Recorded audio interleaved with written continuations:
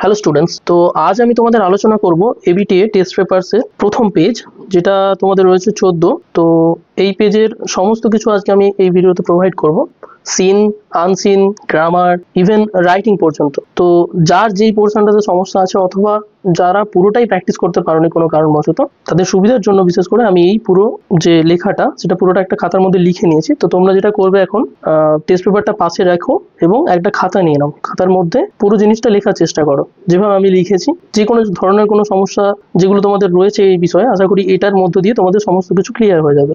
তো প্রথমেই আমরা চলে যাব ফার্স্ট পেজে। ফার্স্ট পেজটা দেখি তোমরা বুঝতে পারছো যে এখানে এই সিনটা কিন্তু দেওয়া হয়েছে তোমাদের লেসন 5 থেকে, অর্থাৎ আওয়ার রানওয়ে কাইট যে চ্যাপ্টারটা আছে সেখান থেকে এটা দেওয়া হয়েছে। তো তোমাদের বোঝার সুবিধার জন্য আমি কোশ্চেন্সগুলো একটা খাতার মধ্যে লিখে নিয়েছি। এই জিনিসটা এখানে কিন্তু স্টেপ বাই স্টেপ প্রত্যেকটা জিনিস লেখা আছে, তোমাদের সুবিধা মতো তোমরা তুলে নিও। তো তো ফার্স্ট যে কোশ্চেন্সটা আছে দেখে নাও। One day there came for kite flying a grand, এটা উইন্ড হবে। B, the island looks beautiful in summer. C, a mainland boy showed how to make a kite to Claude. Option 4. D, the kite was covered with red paper. The previous summer Claude and Philippa were crazy about making kites. এবার তোমরা যদি B এর দাগে আসো, দেখতে পাবে এখানে complete the following sentences. তো এখানে সেন্টেন্সগুলো কমপ্লিট করতে হবে। প্যাসেজে এখানে অলরেডি তো সিন দেওয়াই আছে, তো এখান থেকে জাস্ট এগুলো পূরণ করতে হবে। তো এটাও আমি অলরেডি করে রেখেছি, জাস্ট তোমরা মিলিয়ে নাও। বি এর দাগের 1, Claude and the narrator pasted gold tinsel stars all over the kite and had written their full names on it. এটা 1 নম্বর হলো। 2 নম্বরে কি হচ্ছে? The narrator's elbow went clear through the kite, comma, making a big hole. Number 3, they were crazy about kites in last summer. Next আছে C এর দাগে। C এর দাগে দেখতেই পাচ্ছ তোমরা ট্রু ফলস দেওয়া আছে, এবং এর জন্য প্রত্যেকটা আনসারের জন্য কিন্তু এক একটা করে সাপোর্টিং স্টেটমেন্টও এখানে দিতে হবে। ফার্স্ট যে কোশ্চেনটা আছে, Philippa and Claude were not enthusiastic about kites, তাহলে এটা ফলস হবে। এবং এখানে supporting statement or supporting quote যেটা আছে সেটা কোনটা লিখবে? They were crazy about kites. Number 2, the harbour is blue and calm, এটা ট্রু হবে। এবং এর সাপোর্টিং কোট যেটা হবে সেটা হচ্ছে the harbour is blue and calm. এবার আসছি 2 এর দাগে। 2 এর দাগে তোমরা দেখতেই পাচ্ছ যে এই সিনটা দেওয়া আছে কিন্তু তোমাদের যে পোয়েম আছে দ্য স্নেল, সেই চ্যাপ্টার থেকে লেসন 8 এর। তো চলো কোশ্চেন্সগুলো করে নেওয়া যাক। তো ফার্স্ট যে কোশ্চেন্সটা আছে সেটা আছে কি? The snail seems to have grown together with his house. Next 2 number, the snail does not fear to fall. Number 3, inside his house the snail feels protected. Number 4, the snail has the power of self collection. এবার আসছি B এর দাগে। B এর দাগে answer the following questions আছে। দুটো questions দেওয়া আছে এখানে। ফার্স্ট কোশ্চেনটা আছে, what does the word self collection ports mean. তো এখানে বলছে যে এটার মানেটা কি, তো সেটা অলরেডি আমি লিখে রেখেছি খাতার মধ্যে। এবং সেকেন্ড কোশ্চেন্সটা যেটা আছে, what makes the snail well satisfied, কোন জিনিসটা তাকে সন্তুষ্ট করতো। তো এই দুটো কোশ্চেন চলো দেখে নিই। তো বিয়ে দাগের ফার্স্ট যে কোশ্চেন্সটা ছিল, what does the word self collecting prose means, ওটার আনসারটা দেখে নাও। ওটার আনসারটা হবে, self collecting prose means the snail's ability to withdraw into its own cell and stay safe, full stop. It shows that the snail can collect itself or protect itself whenever needed. তো এটা হবে first answer. এবার second question যেটা ছিল, what makes the snail well satisfied, কোন জিনিসটা তাকে সন্তুষ্ট করতো।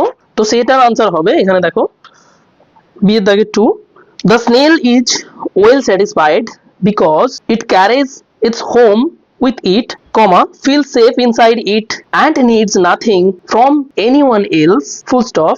Its simple life gives it peace and satisfaction. তাহলে কি বলেছে যে এই সমস্ত জিনিসগুলোই ওকে কিন্তু ফুল স্যাটিসফ্যাকশন দিত। এবার আমরা সরাসরি চলে আসছি আনসিনে। তোমরা দেখতে পাচ্ছ যে এখানে আনসিন দেওয়া আছে। তো আনসিন করার ক্ষেত্রে আমি তোমাদের একটা ছোট্ট টিপস দিচ্ছি, সেটা হচ্ছে আনসিন প্যাসেজটা পড়ার আগে তোমরা চেষ্টা করবে কোশ্চেন্সগুলো পড়ে নেওয়ার। এতে কি হবে, কোশ্চেন্সগুলো যখন তোমরা পড়ে নেবে এবং যখন মনে করে রাখার চেষ্টা করবে, সেক্ষেত্রে কি হবে, যখন কোশ্চেন্স পড়ার পর তোমরা আনসিন প্যাসেজ পড়তে শুরু করবে, তখন দেখবে কিছু কিছু কোশ্চেন্স যেগুলো এখানে তোমরা পড়েছিলে সেগুলো আনসিন প্যাসেজের মধ্যে অলরেডি কোথাও না কোথাও এক্সিস্ট করছে। তো সেক্ষেত্রে কি করবে, একটা জাস্ট পেন্সিল রাখবে হাতের সামনে এবং পেন্সিল দিয়ে যে কোশ্চেন্স গুলো পড়েছো এবং যে যে জায়গাগুলো আনসিন পড়ার সময় তোমার মনে হচ্ছে যে হ্যাঁ এইগুলো ইম্পর্টেন্ট হতে পারে বা এইগুলো তো মনে হয় কোশ্চেন্স পড়ার সময় পড়েছিলাম, তো সেগুলো জাস্ট আন্ডারলাইন করে নেবে। এতে কি হবে, আনসিন করার যে টাইমিংটা সেটা অনেকটা কম সময়ের মধ্যে তোমরা কিন্তু আনসিনটা কমপ্লিট করে ফেলতে পারবে। তো আনসিনের যে এই প্যাসেজটা এখানে দেওয়া আছে এটা মেনলি তোমাদের যে মায়ানমারের একটা আর্থ কোয়েক নিয়ে, যেটা হয়েছিল 28 মার্চ বেলা 12:50, যেটা ওখানকার লোকাল টাইম, মানে মায়ানমারের লোকাল টাইম যেটা, এবং ওটার 7.7 ম্যাগনিটিউড যেটা আর্থকোয়েকের তীব্রতা ছিল সেই সময়। তো সেটা নিয়েই মিন তোমাদের এই প্যাসেজটা, এবং তাতে কতটা ক্ষয়ক্ষতি হয়েছে, কত মানুষ মারা গেছে, কত মানুষ বাড়ি ছাড়া হয়ে গেছে বা যোগাযোগ ব্যবস্থা কিভাবে বিচ্ছিন্ন হয়েছে, সেটা নিয়েই মেনলি এই পুরো প্যাসেজটা দেওয়া রয়েছে এবং এখান থেকেই কোশ্চেন্স গুলো করতে হবে, যেরকমটা তোমরা আদার্স অন্যান্য আনসিনের ক্ষেত্রেও করে থাকো। তো এক্ষেত্রে আমি আনসিনটা পড়ছি, যাদের মনে হচ্ছে যে অলরেডি পড়া আছে আমি এখানে টাইম স্ট্যাম্প দিয়ে দেবো, তোমরা ডাইরেক্ট আনসার কোথা থেকে শুরু হচ্ছে সেই সময়ের মধ্যে গিয়ে তোমরা শুধুমাত্র যদি আনসারটাও করতে চাও তাহলে সেটাও করে নিতে পারবে, অথবা যদি তোমরা আমার সাথে পড়তে চাও বা পড়াটা দেখতে চাও তাহলে সেটাও তোমরা করে নিতে পারবে। তো চলো শুরু করছি। তো এখানে প্রথমেই দেওয়া আছে on 28th March at around 12:50 p.m. local time, a powerful 7.7 magnitude earthquake struck central Myanmar with its epicenter near Mandalay and Sagaing cities at the swallow depth of 10 kilometers। তাহলে কি এখানে কি বলছে যে 28শে মার্চ দুপুর 12:50 দিকে ওখানকার যে লোকাল টাইম সেখানে সময় কি হয়, একটা পাওয়ারফুল আর্থকোয়েক ওখানে হয় যেটা হচ্ছে 7.7 ম্যাগনিটিউড যার তীব্রতা ছিল, এবং সেটা হিট করে কোথায়, সেন্ট্রাল মায়ানমারে, মানে মায়ানমারের কেন্দ্রে একদম, with its epicentre near Mandalay and Sagaing cities, এবং সেটা হচ্ছে মান্ডালাই এবং সাইগিং যে সিটিজ আছে সেই তারই আশেপাশে, and swallow depth of 10 kilometre, যেটা হচ্ছে খুবই কম গভীর একটা 10 কিলোমিটার রেডিয়াসের মধ্যে। দ্য ট্রেমোর্স, এই কম্পনটা were felt across the country, সমগ্র দেশ জুড়ে অনুভব করা যায়, and beyond another 6.4 magnitude earthquake further south followed within minutes, এবং দক্ষিণ প্রান্তের দিকেও ঠিক এর কিছুক্ষণের মধ্যেই একটা 6.4 ম্যাগনিটিউডেরও আর্থকোয়েক অনুভব করা যায়। Preliminary reports indicate that upwards of 1000 people have been killed and over 2200 others injured. তাহলে এখানে 1000 জনের মতো মানুষ মারা গেছেন এবং 2200 জনের মতো মানুষ ইনজিওর হয়েছেন, মানে ওখানে আহত হয়েছেন। while approximately 200 others are missing in the central and north western Myanmar, এবং 200 জনেরও বেশি মানুষ যারা হচ্ছে নর্থ ওয়েস্টার্ন মানে উত্তর পশ্চিম প্রান্তে, মায়ানমারের উত্তর পশ্চিম প্রান্তে থাকা মানুষ যারা ছিলেন তারা হচ্ছে 200 জনেরও বেশি মানুষ নিখোঁজ, তাদেরকে এখনো খুঁজে পাওয়া যাচ্ছে না।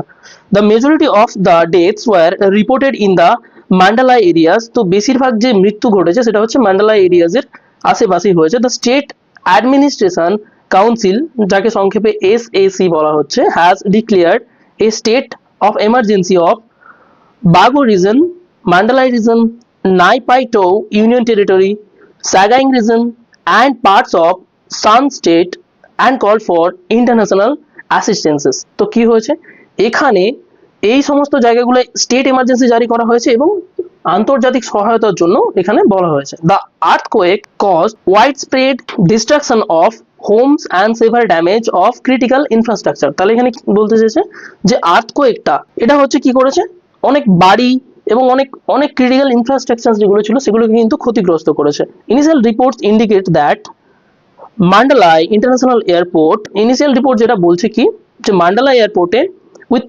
Commercial flights cancelled until further notice, মানে ওখানকার যে কমার্শিয়াল ফ্লাইটস যারা তৈরি হচ্ছিল যে সমস্ত এরোপ্লেনগুলো ওড়ার জন্য তাদেরকে হচ্ছে কি করা হয়েছে, ক্যান্সেল করা হয়েছে, একটা নোটিশ জারি করা হয়েছে। মেজর ব্রিজেস, অনেক সেতু, roads, universities, hotels, historical and religious sites and public service buildings in urban and rural areas have been heavily damaged or destroyed, এবং সেই সমস্ত জায়গাগুলো কি হয়েছে, খুব বেশি পরিমাণে ক্ষতিগ্রস্ত হয়েছে। তার মধ্যে আরবান এরিয়াজও আছে, রুরাল এরিয়াজ মানে গ্রাম্য কিছু এরিয়াও আছে, শহরের কিছু এরিয়াও আছে, এবং আরো বিভিন্ন ধরনের যে সমস্ত public building, public service building যেগুলো আছে সেগুলো হচ্ছে ক্ষতিগ্রস্ত হয়েছে। Thousands of people are spending the nights on the streets or open spaces due to the damage and destructions to home or fearing father's quake, এখানে কি বলছে যে হাজার হাজার মানুষ যারা হচ্ছে রাত্রি যাপন করেছে কোথায় না স্ট্রিটে, রাস্তার মধ্যে এবং অথবা খোলা জায়গার মধ্যে, কারণ তারা ভয় পেয়েছে এটার কারণে যে ফিয়ারিং ফাদার কোয়েক্স, যদি পরবর্তীকালে আবার ভূমিকম্প হয় এই ভয়ে তারা হচ্ছে রাস্তায় এবং হচ্ছে খোলা জায়গার মধ্যে রাত্রি যাপন করেছে। Supply infrastructures and communications tower were severely impacted. তো যে সমস্ত সাপ্লাই ইনফ্রাস্ট্রাকচার ছিল, মানে যে সমস্ত ফুড সাপ্লাই হতে পারে, সেটা মেডিসিন সাপ্লাইজ হতে পারে, বা যে সমস্ত সাপ্লাই চেন থাকে সেই সমস্তগুলো কি হয়েছে সেভারলি ইম্প্যাক্টেড, তারাও তীব্রভাবে ক্ষতিগ্রস্ত হয়। Electricity and water services were disrupted, এবং যেখানে ইলেকট্রিসিটি এবং অন্যান্য যে সমস্ত সার্ভিসেস থাকে সেগুলো ক্ষতিগ্রস্ত হয়। ইনক্লুডিং দ্য ইয়াঙ্গন রিজিন, এখানে হচ্ছে ইয়াঙ্গন রিজিন, ইয়াঙ্গন রিজিনটা ওখানকার যে রাজধানী, অ্যাকচুয়ালি মায়ানমারের রাজধানীর নাম হচ্ছে ইয়াঙ্গন, সেই ইয়াঙ্গন রিজনের যে সমস্ত জায়গাগুলো ছিল সেগুলো কিন্তু ওখানে ক্ষতিগ্রস্ত হয় ভীষণভাবে। Landline, mobile and internet networks রিমেন্ড unstable, এবং কি হয় ল্যান্ডলাইন, মোবাইল এবং ইন্টারনেট নেটওয়ার্ক যেগুলো ছিল নেটওয়ার্কস, তো ওগুলো হচ্ছে আনস্টেবল হয়ে যায়, মানে ওগুলো ক্ষতিগ্রস্ত হয়। Damage to the Yangon Naypyitaw Mandalay Expressway lead to service disruptions with cracks and surface distortions, forcing highway buses to halt operations. তো তাহলে এই যে ওদের ইয়াঙ্গন এবং নাইপাইটাও মান্ডালাই এক্সপ্রেসওয়ে যেটা ছিল সেটাও কিন্তু খুব তীব্রভাবে ক্ষতিগ্রস্ত হয় এবং তাতে অনেক ক্র্যাকস দেখা যায় অনেক, এবং তার পাশাপাশি আরো উপরিভাগের অনেক ক্ষতি হয়েছে, যে কারণে ওদের যে বাস তাদের যে সমস্ত কাজকর্মগুলো ছিল সেগুলোকে তাদেরকে থামাতে হয়েছে বাধ্য হয়ে। As the full scale of disasters unfolds, urgent humanitarian assistance is needed to support those affected. তাহলে কি হচ্ছে যে এই যে এতটা ক্ষতি হয়েছে এই ক্ষতিটার ক্ষতিপূরণ করার জন্য কি প্রয়োজন না আর্জেন্ট হিউম্যানিটেরিয়ান অ্যাসিস্ট্যান্সের প্রয়োজন, এবং যারা ক্ষতিগ্রস্ত হয়েছে তাদেরকে সহায়তা করার প্রয়োজন আছে। তো এই যে পুরো এই প্যাসেজটা নেওয়া হয়েছে দেখো, adapted from an article published in ReliefWeb dated March 2025, মানে এটা হচ্ছে একটা নিউজ রিপোর্ট, এগুলো কিন্তু কোশ্চেন্স এর মধ্যে থাকে। তো চলো আনসারের কোশ্চেন্স গুলো করে নেওয়া যাক। তো ফার্স্ট যে কোশ্চেন্সটা আছে এখানে দেখে নাও, the earthquake struck central Myanmar at around 12:50 p.m. Number 2, the earthquake happened on 28th March. Number 3, the earthquake had a swallow depth of 10 kilometer. Number 4, approximately 200 were missing in both A and C. এখানে কিন্তু both A and C হওয়ার কারণটা হচ্ছে দেখে নাও, এখানে যেটা দেওয়া আছে এই যে কোশ্চেন্সটা তোমার এখানে ছিল যেটা নাম্বার 4 এর যে কোশ্চেন্সটা আছে জাস্ট এখানটায় দেখে নাও। তো নাম্বার 4 এর যে কোশ্চেন্সটা আছে এটা বোথ এ অ্যান্ড বি কেন হবে, কারণ এর কারণটা দেখে নাও, এটার অপশনটা দেখলেই তোমরা বুঝতে পারবে। Approximately 200 were missing in central Myanmar, option A. Option B both A and C, আর অপশন সি তে আছে নর্থ ওয়েস্টার্ন মায়ানমার, এবং ডি তে আছে কি নান অফ দ্য অ্যাবভ। কিন্তু এখানে অ্যাকচুয়ালি সেন্ট্রাল মায়ানমার এবং নর্থ ওয়েস্টার্ন মায়ানমার দুটো প্রদেশই কিন্তু ক্ষতিগ্রস্ত হয়েছিল, যে কারণে হচ্ছে কি অপশন বি হবে both A and C. C এ আছে নর্থ ওয়েস্টার্ন মায়ানমার আর এ আছে সেন্ট্রাল মায়ানমার, তো যে কারণে এটা হচ্ছে হবে আনসার, এটা কিন্তু অপশন বি আনসার হবে both A and C. Next number 5, damage lead to survive disruption in Yangon Naypyi Mandalay expressway, এটা আনসার হবে। Number 6, the article is a or an, এখানে লেখা আছে মানে এই যে আর্টিকেলটা এটা আসলে কি, is a report, news report. তো এবার চলে আসছি বিয়ের দাগে দেখতেই পাচ্ছ এখানে ট্রু ফলস এবং তার সাথে সাপোর্টিং যে কোড সেগুলো হচ্ছে এখানে লিখতে হচ্ছে, যেরকমটা আগেও করেছো তোমরা। Preliminary reports indicate that 1000 peoples have been killed, এটা ট্রু হবে, এবং সাপোর্টিং কোড কোনটা হবে, preliminary reports indicate that upwards of 1000 people have been killed. Number 2, landline, mobile and internet networks remain unaffected in the affected areas, এটা false হবে, এবং এর supporting code হবে landline, mobile and internet networks remain unstable. Number 3, cracks and surface distortions force highway buses to halt operations, এটা true হবে, এর supporting code কোনটা হবে, with cracks and surface distortions forcing highway buses to halt operations. এবার চলে আসছি C এর দাগের কোশ্চেন্স গুলো দেখলে দেখতে পাবে এখানে ফার্স্ট যেটা দেওয়া আছে এখানে, what kind of damage did the earthquake cause, তাহলে কি ধরনের ড্যামেজ হয়েছিল এই ভূমিকম্পের মাধ্যমে। দেখো ফার্স্ট কোশ্চেন যেটা আছে C1, the earthquake caused widespread destruction of homes and severe damage to critical infrastructure such as airports, bridges, roads, universities, hotels, historical sites and public service buildings. Full stop. Electricity, water supply and communications networks were also badly disrupted. তাহলে কি এই সমস্ত জায়গাগুলো খুব ভীষণভাবে ক্ষতিগ্রস্ত হয় ভূমিকম্পের কারণে। এরপর হচ্ছে নাম্বার 2 তে যে কোশ্চেনটা আছে এখানে, when did the earthquake strike central Myanmar, তাহলে কখন সেটা সেন্ট্রাল মায়ানমারে হিট করেছিল। এখানে দেখো আনসারটা হবে C2, the earthquake struck central Myanmar on 28th March at around 12:50 PM local time. তাহলে ওখানকার যে লোকাল স্থানীয় সময় ছিল 12:50 PM মানে দুপুরে, তখন ওই আর্থকোয়েকটা ছিল সেটা ওখানে হিট করেছিল। নাম্বার 3 যে কোশ্চেনটা আছে তোমরা দেখো ভালো করে, এখানে how was the Yangon Pyitaw Mandalay expressway affected, কিভাবে এটা এই যে এক্সপ্রেস ওয়েটা ছিল ওটা কিভাবে ক্ষতিগ্রস্ত হয়েছিল সেই কোশ্চেনটা দেখে নাও। Number 3, the expressway developed cracks and surface distortion, এবং কি হয়েছিল এখানে অনেক ধরনের ক্র্যাকস হয়েছিল এবং সারফেস ডিস্টরশন হয়েছিল, which caused service disruption and force highway buses to stop operations.